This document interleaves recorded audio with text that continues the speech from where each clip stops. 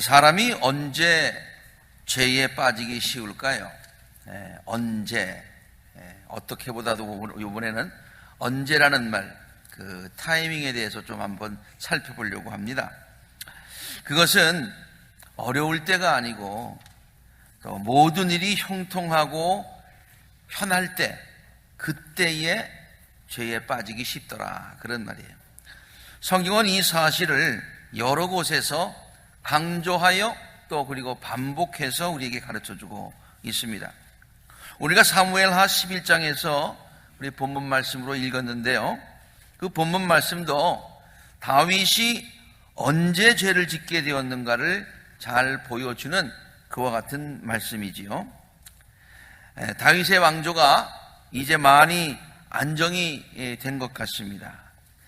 이제는 다윗이 직접 전쟁에 나가지 않아도 될 정도가 된 것 같아요. 본문에 보면은 그 전에는 잠시도 쉴 수 없을 정도로 바빴던 다윗 아니었습니까? 그러나 이제는 한가로운 시간을 보낼 수 있을 정도로 모든 일에 여유가 좀 생겼던 것 같습니다. 다윗이 죄를 짓게 된 때가 바로 그때였다고 하는 것이지요. 성경은 이 사실을 다음과 같이 기록하고 있습니다.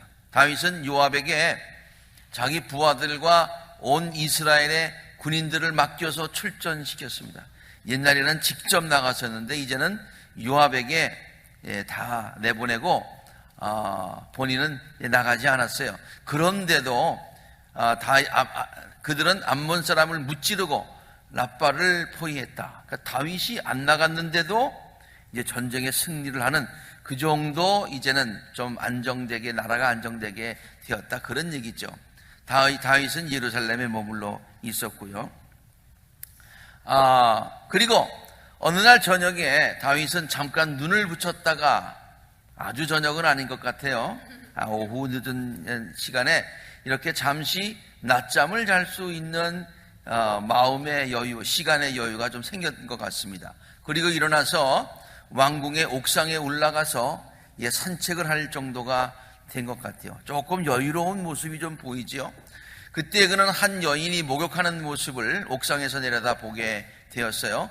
그 여인은 아주 아름다웠고요. 다윗은 신하를 보내서 그 여인이 누구인지 알아보게 하였지요. 다녀온 신하가 그 여인은 엘리암의 딸로서 햇사람 우리아의 아내 밧세바라고 얘기를 하였습니다. 지금 밧세바는 그 전장터에 나가 있어요. 그리고 다윗은 지금 옛날에는 나갔었는데 안 나가고 한가롭게 하고 있고, 지금 자기를 대신해서 나가서 싸우고 있는 장군의 아내라고 그러면은 알겠다, 그러고서 그냥 접어야 되는데, 그런데도 불구하고 다윗은 사람을 보내어서 그 여인을 데리고 왔고요. 그렇게 해서 이제 죄를 짓게 되었다라고 하는 그 내용입니다. 다윗이 언제 죄를 졌습니까? 타이밍이 언제였습니까? 정말 쫓겨다닐 때, 그리고 전장터에서 어려움이 있을 때에, 정말 그런 시련이 있을 때에 죄에 빠진 것이 아니라 모든 것이 한가하고 여유로울 때에 이렇게 큰 시험에 죄에 빠지게 되었다라고 성경은 우리들에게 이렇게 보여주고 있어요. 솔로몬 왕, 그의 아들 솔로몬 왕은 또 어땠습니까? 또 솔로몬 왕을 예를 들어서도 성경은 그 시험에 빠지기, 죄를 짓는 때가 어려운 때가 아니라 좀 여유 있을 때라고 하는 것을 우리에게 이렇게 가르쳐주고 있어요. 자신에게 부족한 것이 하나도 없다고 생각할 그때에 솔로몬이 하나님 앞에서 큰 죄를 짓지요. 하나님 앞에서 교만한 죄를 지었다, 그런 얘기예요. 사실 솔로몬은 왕위에 맨 처음에 올랐을 때에 하나님 앞에서 참으로 겸손한 사람이었습니다. 그래서 왕위에 첫 번째 올라서 한 일이 하나님께 1000번제를 드린 일이었습니다. 1000번제를 드렸다고 하는 얘기는 하나님 도와주셔야 됩니다, 나는 아무것도 못합니다, 하나님께만 모든 것을 맡깁니다 라는 그런 뜻으로 하나님을 의지하는 마음으로, 경외하는 마음으로 1000번제를 드리지요. 이제 그러던 그가 이제 나중에 변하게 되지요. 그가 어느 정도로 겸손하였는가 성경은 이렇게 증거하고 있습니다.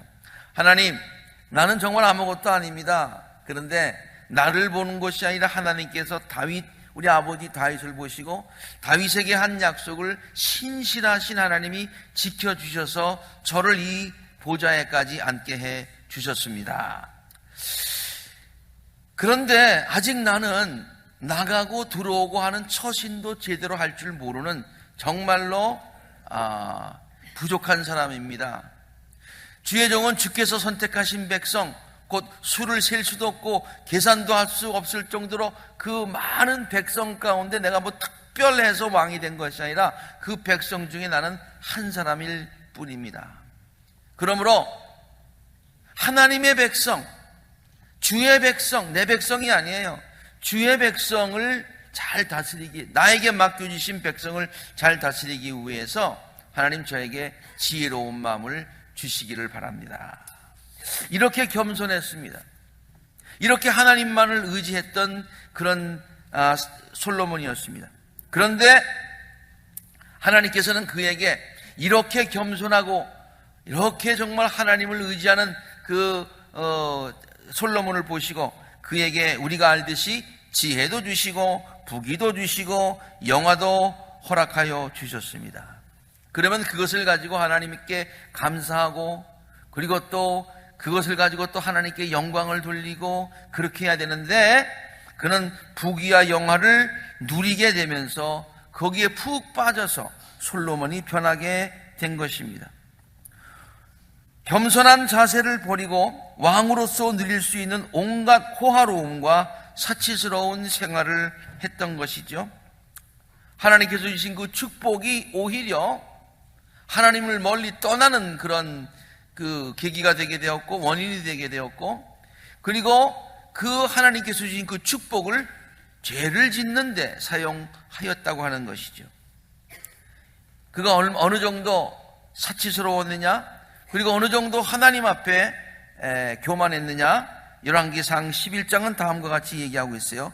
자그만치 700명의 후궁을 두었고요 300명의 첩을 두었다고 그렇게 얘기했어요. 그 아내들이 그의 마음을 사로잡았고 우상을 섬기게 했다고 했어요. 이와 같이 솔로몬의 마음이 주 이스라엘의 하나님을 떠났다고 그랬어요. 하나님께 주신 축복 때문에 하나님을 더 의지하고 더 감사한 것이 아니라 하나님께서 주신 축복 때문에 나태해져서 하나님을 떠나게 되었다. 그래서 주님께서는 2번씩이나 솔로몬에게 나타나셔서 그러지 말아라, 다른 신들 따르지 말아라, 초심을 잃지 말아라 그렇게 당부하셨지만 부탁하셨지만 좋은 말로 얘기하셨지만 솔로몬은 주께서 하신 말씀을 거들떠보지도 않고 순종하지 않았다고 했습니다. 조금 아까 다윗도 한가한 때에 모든 일이 잘 되어가는 때에 안정된 그때에 죄를 짓게 되었다고 성경이 증거했듯이 솔로몬도 역시 하나님께서 주신 그 귀한 축복을 너무 누리고 너무 번영하다 보니까 나태해지고 죄를 짓게 되더라. 성경은 우리에게 그렇게 보여주고 있는 것이죠. 구약에만 있는 것이 아닙니다. 이번에 신약으로 넘어와서 우리가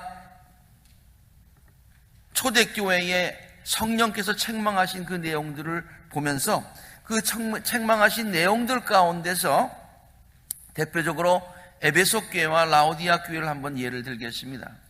저들이 언제 하나님께서 책망하시고 저들이 언제 하나님에게서 멀리 떠나게 되고 언제 첫사랑을 잃어버리게 되었는가? 결론부터 말씀드리면 에베소 교회도 그렇고 라오디아 교회도 그렇고 저들이 어려웠을 때 신앙의 핍박이 있었을 때가 아니라 모든 것들이 잘 된데 모든 것들이 부유하고 편안할 때에 첫사랑을 잃어버리게 되고 제도화되고 형식화되게 되었다고 하는 것이죠. 그래서 성령은 그들에게 다시 첫사랑을 회복하라고 책망을 하시는 것입니다. 요한계시록 2장 4절과 5절에 있는 말씀, 에베소 교회를 향한 말씀인데 너에게 나무랄 것이 있다. 너희는 처음 사랑을 버린 것이다. 요새 말로 얘기하면 초심을 버렸다, 그런 얘기죠. 그러므로 내가 어디에서 떨어졌는지를 생각해내서 회개하고 다시 돌아오너라 라고 성령께서 권면하시는 말씀입니다. 실제로 에베소도 그렇고 라오디아 교회도 그렇고 그곳에 가보면 정말 그 도시들이 풍요로운 도시였다. 라오디아 교회보다도 에베소 교회는 더 풍성했습니다. 그 에베소는 소아시아의 경제적인 중심지로서 풍요로움을 누렸던 도시였고요. 지금도 남아있는 에베소의 유적지를 보면은 이 터키의 성지 순례를 가보면은 가장 대표적으로 그렇게 뽑는 것이 에베소입니다. 크리스찬들은 물론 가지만은 크리스찬 아닌 사람들도 지중해를 통해서 이렇게 크루즈 여행을 하면서 항상 들르는 것이 에베소입니다. 그렇게 아직도 화려함이 남아있는 것입니다. 에베소의 중심가가 지금도 저렇게 남아있고요. 그리고 에베소의 원형 경기장, 로마에서도 굉장히 중요하게 생각해서 저렇게 큰 원형 경기장을 세울 정도의 그런 도시였습니다. 에베소의 본래 모습을 상상해서 그린 것들 보면은 그 옛날에 저렇게 훌륭한 도시가, 깔끔한 도시가 있었나라고 느낄 정도입니다. 에베소의 아데미 신전, 그 신전의 본래 모습을 복원한 것을, 상상한 것을 그려는 것을 보면은 그 도시가 얼마나 화려했다, 얼마나 부요했다라는 것을 쉽게 짐작할 수 있을 것입니다. 라오디기아 교회가 주님과의 첫사랑을 잃어버리게 된 이유도 에베소와 마찬가지였을 것입니다. 특별히 라오디아 교회에 책망하신 내용을 보면은 그 라오디기아 교회가 더 하나님을 떠나게 된, 첫사랑을 버리게 된 분명한 이유까지 거기에 설명을 하고 있습니다. 요한계시록 3장 15절에서 19절까지 있는 말씀을 보면은 성령께서 라오디아 교회에 책망을 하시면서 너희들이 책망받는 이유까지 아주 친절하게 자상하게 설명해 놓으십니다. 나는 내 행위를 안다. 너는 차지도 않고 뜨겁지도 않다. 이제는 뜨뜻미지근한 그런 믿음이 되었어요. 형식적인 믿음이 되었어요. 제도화 되었어요. 이제 너무 교리적이에요. 너무 타성에 젖었어요. 그래서 성령께서 네가 뜨겁지도 않고 차갑지도 않으니 내가 너를 입에서 뱉어버리겠다, 토해내겠다 라고까지 그렇게 말씀을 하시죠. 그런데 그 이유를 성령께서 설명까지 해주십니다. 너는 풍족하여 부족함이 조금도 없다고 생각하기 때문에 그렇다. 풍족하여 부족함이 조금도 없다고 생각하는데 사실은 겉으로 보기에는 그래 보이지만은 내가 그래서 주님을 떠나게 되어서 본래 신앙을 버리게 되었으니까 영적으로 이제는 메말라갔어. 실상은 내가 비참하고 불쌍하고 가난하고 눈이 멀고 벌거 벗었는데 네가 그것을 알지 못하느냐. 그러므로 너는 열심을 내어서 노력하고 회개하여라 라고 말씀을 하고 있는 것입니다. 저들이 그렇게 정말 그 부족함이 없다고 생각할 만큼 이 라오디기아 그 도시도 굉장히 풍요로운 도시였습니다. 지금도 마찬가지입니다만은 라오디기아에 가면은 그 옛날에 저와 같은 좋은 그러한 그 화목갈래라고 하는 그런 곳이 있어요. 거기에는 아주 굉장히 그 희한한 굉장한 곳들이 있기 때문에 옛날에도 많은 귀족들이, 많은 돈 많은 사람들이 그곳에 몰려가지고 휴양을 했던 곳이고 지금도 마찬가지. 지금도 그러니까 옛날은 굉장했지요. 현재 복구 중인 옛 라오디기아 도시를 보더라도 당시 그 도시가 얼마나 번성했던 도시였는가를 잘 알 수가 있습니다. 지금 기둥만 있습니다만은 저 기둥의 숫자만 보더라도, 기둥의 높이만 보더라도 그 건물들이 얼마나 대단했는가라는 것을 짐작해 볼 수가 있어요. 그 당시 거기 있는 사람들이 얼마나 풍요롭게 살았는가. 그리고 거기에 교회가 세워졌지만은 그 교회도 세월이 지나면서 얼마나 그 부유한 가운데 번성을 했을지 모르지만은 그러나 첫사랑을 잊어버리고 뜨거움을 잃어버리게 되었을까라는 것을 쉽게 짐작해 볼 수 있는 그런 대목이지요. 안타까운 이야기입니다. 그러나 사람들은 조금 편해지면 하나님을 덜 의지하게 되는 것 같습니다. 어려울 때에는 간절한 마음으로 하나님을 찾다가 조금 형편이 나아지면 곧 신앙생활이 나태해지는 경우가 많이 있습니다. 하나님과의 첫사랑을 잊어버리고 습관적으로 신앙생활을 하게 됩니다. 에베소 교인들이 그랬고 라오디게아 교인들이 그랬습니다. 우리가 깨닫고 노력하지 않으면, 조심하지 않으면, 섰다고 생각할 때에 조심하지 않으면 우리도 그렇게 될 수가 있다, 그런 생각이 들어서 오늘 이 말씀을 준비하게 된 것입니다. 설교를 준비하는 나 자신도 정말 정신을 차리고 첫사랑을 간직하고 초심을 잃지 않고, 그리고 섰다고 생각하지 아니하고 늘 열심으로 그렇게 목회를 하지 않으면 내가 라오디게아 교회 교회나 에베소 교회 교회나 그리고 보통 사람들의 그런 신앙을 따라가지 말라는 법이 없겠다라는 그런 생각 가지고 저 자신에게 하는 그런 마음으로 이 설교를 준비를 했습니다. 단지 나나 우리들만 아니라 인간의 본성이 그렇게 돼 있더라고요.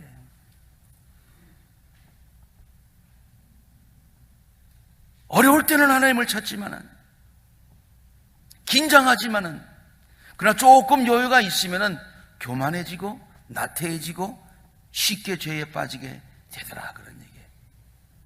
그러니까 조심하지 않고 노력하지 않으면 그냥 본성대로 두면 라오디게아 교회같이 되고 에베소 교회같이 되고 다윗같이 되고 솔로몬같이 되고 그렇게 되더라, 그런 얘기예요. 한국교회가 그러지 않았습니까? 한국교회가 얼마나 뜨거웠습니까? 그런데 조금 경제가 발전하고 교회가 좀 부흥하고 뭐 세계에서 이제는 뭐 알아줄 만한 그런 교세가 된다, 그러니까 참 안타깝게도 그러지 않아야 되는데 조금씩 염려스러운 그런 모습이 보이기 시작하지 않습니까?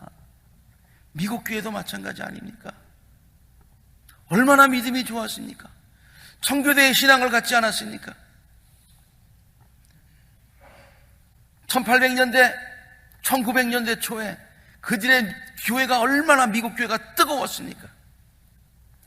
찬송가의 거의 3분의 1가량이, 여러분 한번 기회 있을 때 한번 찾아보세요. 그러면은 작사, 작곡한 그 연대다가 그분들의 생애를 보면은 전부 어느 때 사람이냐면 18세기, 1800년 그 이후서부터, 후반서부터 1900년 초에 있는 그런 사람들이에요. 그만큼 교회가 뜨거웠다는 얘기예요. 그만큼 성도들의 신앙이 간절했다는 얘기예요. 은혜 받았다는 얘기예요. 그리고 그 당시에 열심히 있던 미국 교회가 세계의 선교사를 파송하면서 우리나라에도 오지 않았습니까? 1885년에 아펜젤라 원도우드가 왔죠. 그 위에 많은 선교사들이 오게 되었죠. 미국에서 그 선교사가 가는 것이 꿈일 정도로, 젊은이들에게 비전일 정도로, 그리고 한번 가면은 온 교회가 저들을 도울 정도로 개인도 그랬고 교회도 그렇고 뜨거웠습니다. 그런데 미국이 점점 더 잘 살게 되면서, 세속화되게 되면서 참 안타까운 그런 현상들이 많이 일어나고 있지 않습니까? 기독교 전체의 세계사를 보더라도 기독교가 박해를 받을 때 교회는 오히려 더 크게 부흥을 했습니다. 그런데 기독교가 공인되고 이제 모든 나라들이 기독교화 됐을 때 중세가 어떠했습니까? 암흑시대가 될 만큼 정말로 암담한 그런 안타까운 일들이 많이 일어나고 있지 않았습니까? 제도화되고 교리화되고 형식화되고 세상 사람들로부터 비난받는 그렇게 되었다는 얘기예요. 왜? 편하니까. 다시 구약에 있는 이야기로 한번 돌아가 볼까요? 사사기서를 우리가 지난번에 이 사순절 때 쭉 읽어봤는데요. 사사기서에서 이스라엘 백성들이 하나님 앞에서 죄를 짓게 되는 반복되는 패턴이 있어요. 이스라엘 백성들이 하나님 앞에서 죄를 짓는데요, 그 시기가, 오늘 그 타이밍에 대해서 말씀드린다고 그랬는데 그 죄를 짓는 시기가 일정한 패턴이 있더라, 그런 얘기예요. 그 패턴이 뭐였습니까? 이스라엘 백성이 죄를 짓고 하나님을 떠납니다. 그러면 하나님께서는 저들을 심판하시기 위해서 이방인들을 도구로 삼으셔서 그들을 침략하게 하십니다. 그래서 이스라엘 백성들이 고난을 당합니다. 그러니까 주님, 우리를 살려주십시오. 우리가 잘못했습니다. 다시는 안 그러겠습니다. 그렇게 부르짖습니다. 하나님께서는 또 속아주십니다. 백성들의 부르짖음을 들으시고 백성들을 구하는 사사를 보내주십니다. 사사를 통해서 백성들이 구원을 받습니다. 그리고 나서는 그 사사를 통해서 안정된 평화의 시대가 옵니다. 한동안 평화의 시대가 있고요, 많은 사람들이 부유함을 경험하게 됩니다. 하나님의 은혜로 한동안 평화를 누리게 됩니다. 그러면 하나님의 은혜에 감사하고 다시는 죄를 짓지 말아야 될 텐데, 하나님의 은혜로 평화를 누리는 동안 이때에 백성들은 또 하나님의 은혜를 잊어버리고 하나님을 배반하고 우상을 섬깁니다. 이게 패턴이에요. 사사가 나타날 때마다 똑같은 패턴이 이어지게 됩니다. 다시 말해서 이스라엘 백성은 하나님의 은혜로 평화를 누리고 있을 때가 되면 하나님을 의지하는 신앙이 나태해지고 오히려 우상을 섬기고 죄를 지어요. 성경은요, 이렇게 사사기서를 통해서요, 어려울 때는 하나님을 의지하지만 평안할 때는 죄에 빠지는 인간들의 속성. 어려울 때는 의지하지만 그렇다고 해서 의지하는 게 잘못됐다는 건 아니에요. 그래야지요. 그런데 문제는 뭐냐면은 어려울 때 하나님을 의지하는 게 문제가 아니라 평안할 때 죄에 빠지게 되는 인간의 속성이 문제다, 그런 얘기예요. 그리고 이것은 똑같이 반복된다, 그런 얘기예요. 그러므로 항상 정신 차리지 않으면 이 패턴에 우리도 빠지게 되고, 이 본성대로 우리의 인간의 본성대로 그냥 살아갈 수밖에 없게 되더라, 그런 얘기죠. 이 설교를 준비하면서 사사기의 이야기도 하고 라오디아 교회, 에베소 교회 얘기도 하고 솔로몬 얘기도 하고 다윗 얘기도 했는데요, 가만 생각해 보니까 첫 단 주소부터 그래? 라는 것이 깨달아지더라고요. 여러분, 성경은요, 이러한 인간의 속성, 편안하면 죄를 진다는 이 인간의 속성이 성경의 시작인 창세기에서 이미 보여주고 있다는 것을 깨닫게 되었습니다. 인간이 최초로 죄를 짓게 된 것이 어디였습니까? 에덴이었습니다. 에덴은 부족함이 없다는 그런 곳 아닙니까? 에덴에서 죄를 지었다면, 에덴이 부족함이 없는 곳의 상징이라면, 우리는 편안하고 부족함이 없는 에덴과 같은 곳이 되기만 하면 죄를 질 수 있는 가능성이 많다라고는 그런 것이죠. 다시 한번 말씀드립니다. 이렇듯 인간은 에덴과 같은 곳에서 편하게 지내면 그게 잘못됐다는 게 아니에요. 에덴과 같은 곳에서 편하게 지내는 건 하나님의 축복이지요. 그렇죠? 네. 우리 모두도 그렇고, 저는 우리 자녀들을 위해서 기도할 때마다 에덴과 같은 곳에서 어려움 모르고 편안하게 하나님의 축복 가운데 살도록 해주세요. 그러면서 욕심의 기도가 아닌가 생각할 때도 있지만, 당연한 우리의 바람 아닙니까? 당연한 하나님의 축복 아닙니까? 그렇게 에덴과 같이 있는 곳에서 사는 것, 이게 잘못된 게 아니라 거기에 있을 때 우리가 정신 차리지 않으면 죄에 빠지게 되더라, 그런 얘기예요. 쉽게 죄의 유혹에 빠지게 되고 신앙이 나태하게 되더라, 그런 얘기예요. 그렇다고 해서 평안함과 부요함이 반드시 인간들로 하여금 죄를 짓게 만드는 원인이 된다는 말도 아닙니다. 그러므로 우리는 죄를 짓지 않기 위해서 편안함과 부요함을 거부한다, 그 말도 아닙니다. 말도 아닙니다. 성경이 우리에게 가르쳐주고 있는 것은 함께 읽습니다. 시작. 그럴 때일수록, 다시 한번 시작. 그럴 때일수록 더욱 하나님의 은혜에 감사하고 하나님께서 주신 축복들을 죄를 짓는 데 쓰지 말고 하나님의 뜻에 맞게 사용하면서 하나님께서 기뻐하시는 삶을 살아야 한다는 거예요. 그러면은 하나님이 얼마나 기뻐하시겠어요?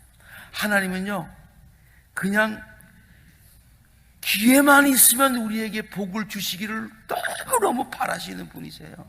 네? 하나님 그거 가지고 뭐 하시겠어요? 우리 주시는 기쁨이 있으셔야 되죠. 우리에게 축복 주시려고 하는 그런 간절한 마음이 있어요. 그래서 기회만 되면 주세요. 그런데 염려가 되시는 거예요. 얘가 이것 가지고 스포일돼서 잘못하면 어떡하나. 하나님이 늘 걱정하세요. 그런데 우리가 그것 가지고 죄 안 짓고 하나님께 영광 돌리고 더욱더 귀한 일을 하면 하나님이 왜 안 부어주시겠냐? 그런 얘기예요. 왜 안 부어주시겠냐? 하나님의 은혜와 축복을 확실하게 계속해서, 다시 한번 얘기합니다. 하나님의 은혜와 축복을 확실하게 계속해서 받을 수 있는 비결이다. 그런 얘기예요. 바울이 고린도 교인들에게 권면하는 말씀이 바로 이거예요. 고린도전서 10장 12절 함께 읽습니다. 시작. 그러므로 서 있다고 생각하는 사람은 넘어지지 않도록 조심하십시오. 그러니까 이 말을 여러분이요, 서 있지 말아라 그런 얘기 아니에요. 든든하게 서 있는 것 자체가 잘못됐다. 왜? 곧 넘어질 거니까. 그런 얘기도 아니에요. 든든하게 서 있어야지요. 안정돼야지요. 강건해야지요. 하나님의 축복을 받아야지요. 맨날 쓰러지면 어떡합니까? 그것이 하나님의 축복인 줄로 믿습니다. 하나님은 우리로 하여금 이렇게 강건하게 서 있게 하시는 줄로 믿습니다. 서 있게 해 주시기를 원하시는 줄로 믿습니다. 그러나 그때 조심해야 될 게 있다. 그때 쉽게 넘어질 수 있으니 조심하자 그런 얘기예요. 그리고 결심하자 이 말이에요. 노력하자 그런 얘기예요. 그리고 우리의 혼자의 힘만 가지고 안 되니 하나님께 그때 넘어지지 않도록 도와달라고 기도하자 그런 얘기예요. 이것이 성경이 우리에게 가르쳐주는 지혜입니다. 네. 그러나 안타깝게도 사람들은 사사기에 나오는 백성들처럼 살 때가 참 많이 있어요. 자신이 약하고 아쉬운 것이 있다고 생각할 때는 정말로 겸손한 마음으로 하나님을 의지합니다. 솔로몬처럼 저는 출입도 할 줄 모릅니다. 뭐 이러고서요. 어려운 문제들이 닥칠 때, 육신이 연약할 때, 가정과 사업에 문제가 생겼을 때 겸손한 마음으로 하나님 의지하지요. 그게 잘못된 건 아닙니다. 그래야 됩니다. 하나님은 그러한 우리들의 간절한 기도에 응답하십니다. 그리고 우리의 문제를 해결해 주실 뿐만이 아니라 많은 축복으로 채워주십니다. 그러면 사람들은 정신없이 그 축복과 은혜 속에 묻혀서 살다가 죄를 짓게 되고 교만에 빠지는 경우가 많은데, 그래서는 안 되겠다 그런 얘기예요. 그렇게 되면 하나님은 그런 사람들로부터 등을 돌리기 시작하십니다. 하나님의 영이 그들을 떠나십니다. 하나님의 축복의 촛대가 그들의 삶에서 다른 곳으로 옮겨지게 됩니다. 무서운 얘기입니다. 하나님의 촛대가 옮겨지게 된다. 하나님의 축복이 떠나게 된다. 얼마나 슬픈 일입니까? 그런 일들이 우리 교회와 우리 성도님들의 삶에 없게 되기를 주의 이름으로 축원합니다. 아까도 말씀드렸듯이 하나님은 정말로 우리들을 사랑하시고 축복을 주시기를 원하시며 기뻐하시는 그런 분이십니다. 만일 우리가 그것들 때문에 하나님을 멀리하는 것이 아니라, 그 축복들 때문에 하나님을 멀리하는 것이 아니라 하나님을 더 영화롭게 하면, 하나님의 마음을 기쁘시게 하면 하나님은 더 계속적으로 확실하게 우리들의 삶에 더 풍성하게 채워주실 줄로 믿습니다. 이것이 지혜로운 성도예요. 이것이 성경이 우리에게 가르쳐주는 놀라운 비밀인 줄로 압니다. 사랑하는 우리 아쿠라자들의 모든 성도 여러분, 하나님께서 주신 은혜와 축복을 감사함으로 누리고 또 그것을 하나님의 기뻐하시는 뜻대로 사용할 줄 아는 참 지혜를 우리 모두 소유할 수 있게 되기를 바랍니다. 그리고 그러한 삶의 지혜를 가지고 살겠다고 결단하시고, 그리고 그렇게 살 수 있도록 도와달라고 하나님께 늘 기도하시기 바랍니다. 우리들은 그러한 결단을 했지만 쓰러질 때가 있고 못할 때가, 실패할 때가 있지만은, 그러나 성령께서 우리를 붙잡아 주시면 넘어지지 않게 되는 줄로 믿습니다. 그래서 하나님께서 기뻐하시고 하나님의 영광을 드러내며 하나님의 은혜와 축복을 누리며 나누며 영광 돌리며 살아갈 수 있는 정말 멋진 삶을 살아가실 수 있는 우리 모든 성도님들이 되시기를 주의 이름으로 축원합니다. 함께 기도하시겠습니다.